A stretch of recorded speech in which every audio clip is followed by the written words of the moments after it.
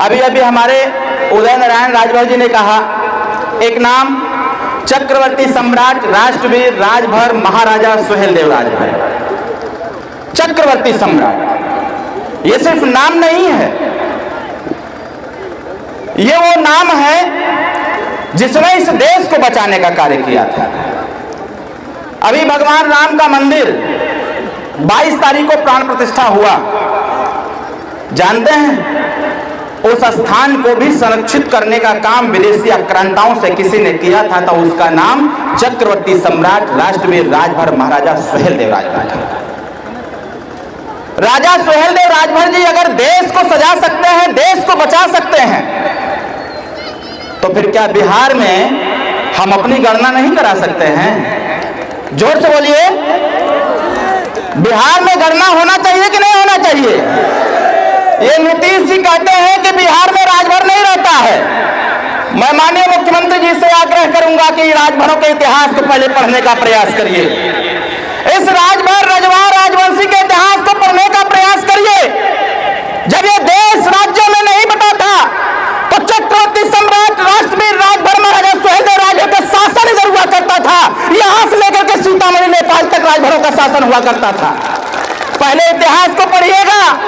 आपने जातिगत जनगणना करा करके हमारे प्रदेश के गरीबों के मनोबल को तोड़ने का प्रयास किया है। इस देश में खाली हमारे उत्तर प्रदेश में 4.5 करोड़ राजभर समाज रहता है, और जब यहाँ 38 जिले में माननीय नेताजी का कार्यक्रम लगातार हो रहा है, हम लोग भी सर्च कर रहे हैं, जब यहाँ देखा जा रहा है तो पता चल रहा है कि ऐसी कोई विधानसभा नहीं है जहाँ पर रजवाड़ राजवंशी राजभर की जनसंख्या न हो। आप बताओ, अगर जनसंख्या हमारी है तो ये जनसंख्या दिखनी चाहिए कि नहीं दिखनी चाहिए? जरा हाथ उठा के बताइए, दिखनी चाहिए ना? ये कैसे दिखेगा? ये दिखेगा तब जब आप आपस में एकता बनाएंगे, तब। यहाँ पर लोग वोट कैसे देते हैं? यही समस्या उत्तर प्रदेश में भी थी। उत्तर प्रदेश में भी शोले पिक्चर खूब चल रहा था। शोले पिक्चर देखे हैं कुछ लोग? कितने लोग देखे हैं शोले पिक्चर? जरा हाथ उठाइए। नेताजी का एक डायलॉग सोनभद्र से वायरल हो गया था, संभवतः आप लोग भी सुने होंगे। शोले पिक्चर में पिक्चर के बीच में एक दृश्य है, बताया जाता है एक लोगों के द्वारा जेलर को कि जेल में सुरंग खुद गया है, और जेलर परेशान हो जाता है कि ये सुरंग कहाँ खोदा गया है। और जेलर जाता है झंझना करके अपनी सेना के साथ। ध्यान से हमारी बात को सुनिएगा कि हमारी दुर्दशा क्यों हो रही है। जेलर जाता है, सारे कैदियों को एक साथ खड़ा करता है। वो कहता है कि जेल में क्या कुछ हो रहा है हमको पता है, चप्पे चप्पे की जानकारी मेरे पास है। जेलर आदेश करता है अपने सेना को कि आधे इधर चले जाओ। आधा सेना खटखटा करके दूसरे तरफ चला जाता है। फिर कहता है कि जो बचे हो आधे इधर चले जाओ। आधी सेना इधर चली जाती है। उसके बाद कहता है कि बाकी जो बचे हो सब मेरे पीछे चले जाओ। अब बताओ, जब आधा इधर चला गया या आधा इधर चला गया तो पीछे कौन बचा? जेलर न पिटाई। इसलिए साथियों मैं कहना चाहता हूं, छोड़ो दुनिया का चक्कर, छोड़ो ये लोगों का चक्कर, अपना चक्कर चलाना चालू कर दो।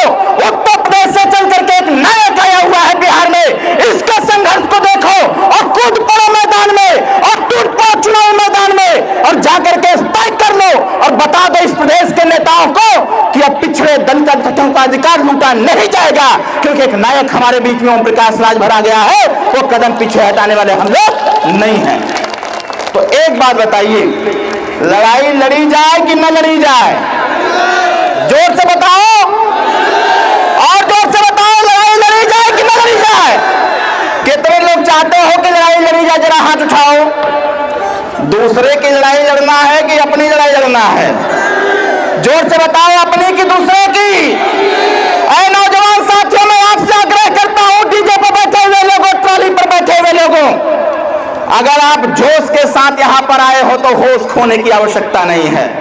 और एक बात दिमाग में रखना मेरे मित्र, मेरे साथी, मेरे भाई, ये देश युवाओं का देश है।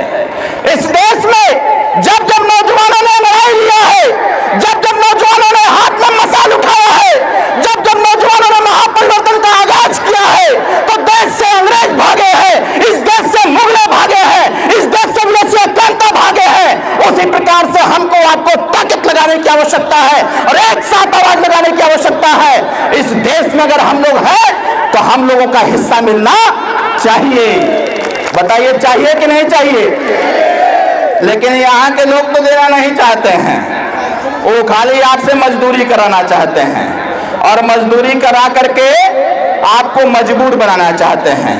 अब आप बताओ, अगर आपसे लोग मजदूरी करा करके आपका हिस्सा लूट रहे हैं तो ऐसे लूटने वाले लोगों को अब राजनीति से बाहर करने की आवश्यकता है, सत्ता से बाहर करने की आवश्यकता है। एक बात हमारी और सुनने का काम करिए। या हमारे युवा साथी हैं, भाई अगली बार के कार्यक्रम में जब आइएगा तो अकेले मत आइएगा साथी, अकेले मत आइएगा।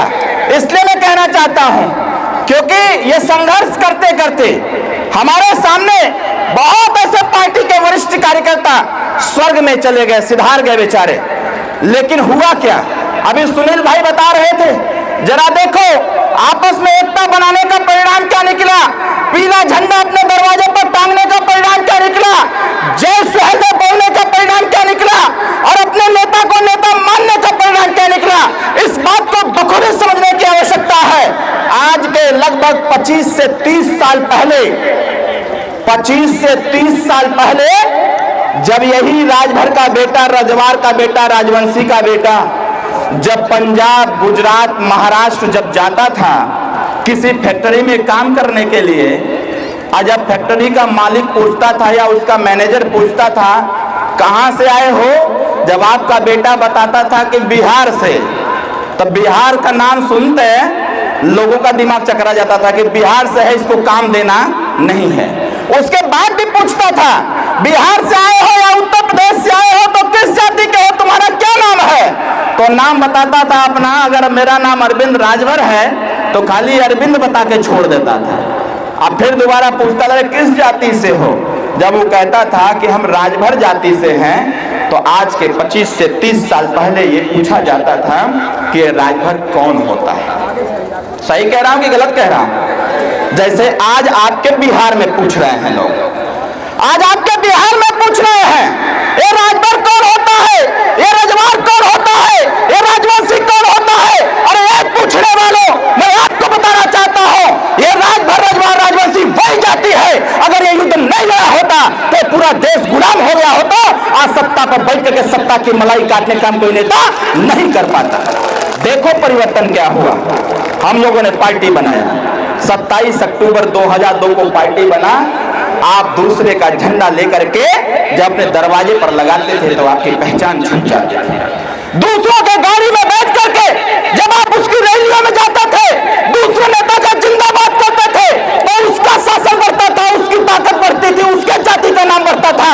लेकिन ओम प्रकाश राजभर ने कहा अगर सब लोग अपना झंडा बना करके, अपना नेता बना करके, अपना जय, अपना नारा लगा करके अगर सभी लोग अपना हिस्सेदारी ले सकते हैं, सभी अपनी सरकार बना सकते हैं, तो हम भी अपनी पार्टी बनाएंगे और पार्टी बना करके इस समाज को एकत्रित करेंगे, इसको सही दिशा में ले चल के अपनी हिस्सेदारी, भागीदारी छीनने का काम करेंगे। आज के 30 साल पहले जब कोई राजभर कहता था या किसी लड़के की शादी होती थी, जब उसका बारात जाता था तो लोग कहते थे काहू केकर बारात जाता, तो कहे भरवा का जात हुई। आप जरा सोचिए कितना अपमानित तरीके से लोग बोलते थे, भरवा का जात है। 585 राजा इस देश में, जब ये देश राजतंत्र व्यवस्था से चलता था, 585 राजा इस देश में, और 585 राजा में अकेले 165 राजा राजभर, रजवार, राजवंशी समाज के। और ऐसे देश में रहने वाले लोग पूछते थे कि राजभर कौन होता है। माननीय नेताजी ने पासा पलट दिया और कहा कि जब भी कोई फेसबुक पर रील्स डालेगा, जब भी कोई इंस्टाग्राम पर रील्स डालेगा और जब भी कोई देश की मीडिया बोलेगी, जब तक वो ओम प्रकाश राजभर या राजभर का चर्चा नहीं करेगा तब तक उसका वीडियो न्यूज में ट्रेंडिंग में आने वाला नहीं है। आप देखो परिवर्तन क्या हुआ। अरे बिहार के नौजवान साथी, हम चाहते हैं कि जो परिवर्तन उत्तर प्रदेश में हुआ है वही परिवर्तन आपके बिहार में भी होना चाहिए। बताइए होना चाहिए कि नहीं होना चाहिए? दोनों हाथ उठा के बताइए होना चाहिए कि नहीं होना चाहिए? इसके लिए प्रचार प्रसार करेंगे कि नहीं करेंगे? प्रचार प्रसार होगा ना। देखिए क्या हुआ परिवर्तन। जब 27 अक्टूबर 2002 को पार्टी बनी तो यही भरवा भर में कन्वर्ट हो गया। फिर लोग भरवा नहीं का, फिर भौरन का पार्टी कहते थे।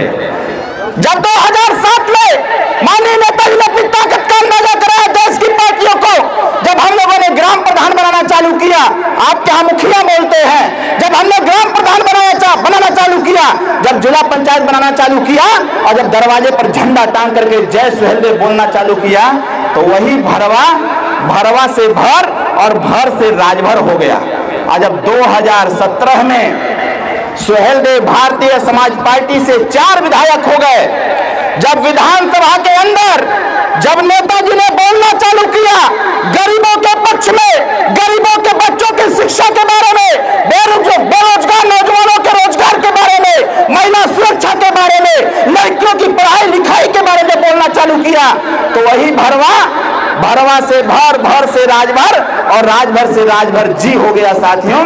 और जब राजभर जी हो गए, जब उत्तर प्रदेश में कैबिनेट मंत्री का दर्जा मिला, जब कैबिनेट मंत्री बन गए, सुहेलदेव भारतीय समाज पार्टी से 8 मंत्री बन गए, तो वही भरवा राजभर साहब तक पहुंच गया साथियों। आज कोई भी दुनिया की मीडिया हो, कोई भी अधिकारी हो, कोई भी नेता हो, इस पीला गमछा को देख करके जान जाता है कि ये ओम प्रकाश राजभर की पार्टी का है, सुहेलदेव भारतीय समाज पार्टी का है, महाराजा सुहेलदेव राजभर का वंशज है। बताओ सही कह रहा हूं कि गलत? तो आप बताओ, अगर उत्तर प्रदेश में ये परिवर्तन हो सकता है, तो बताओ आप बिहार में भी होए के चाहिए कि ना होए के चाहिए? कितने लोग चाहते हैं कि आपको भी लोग जाने पहचाने, आपकी हिस्सेदारी के बारे में सोचे? दोनों हाथ उठा के बताइए। तो इसके लिए लड़ाई लड़ना पड़ेगा। तो बताओ लड़ाई कितना लोग लड़बा? दोनों हाथ उठावा। लड़ाई लड़े के बा ना? अगर लड़ाई लड़े के बा तो एक चीज पर प्रतिबंध लगा दे जा, जहां हुआ का दारू, मुर्गा, पैसा, ये 3 चीज तो बंद कर दे जा। दारू, मुर्गा, पैसा पर जब तक वोट देबा तब तक तोहार भला होए वाला ना बा। सही कहती गलत? जोर से बोला, सही की गलत? नहीं तो दादाजी से पूछ लिया कि 1952 से वोट देता हुआ, जब आज तक आपने, आपके दादा अपने बेटे को पैदा किए, बेटे ने बेटे को पैदा किया और बेटे ने फिर बेटे को पैदा किया, उसके बाद भी कोई राजभर को नहीं जानता है, इसके बारे में कोई चर्चा नहीं करता है। इसी बात से अंदाजा लगा लीजिएगा कि जब तक आप दारू, मुर्गा, पैसा लेकर के वोट देंगे और जब तक दूसरे के रैली में जाकर के उसकी ताकत को बढ़ाते रहेंगे, तब तक आपकी भागीदारी, हिस्सेदारी मिलने वाली नहीं है।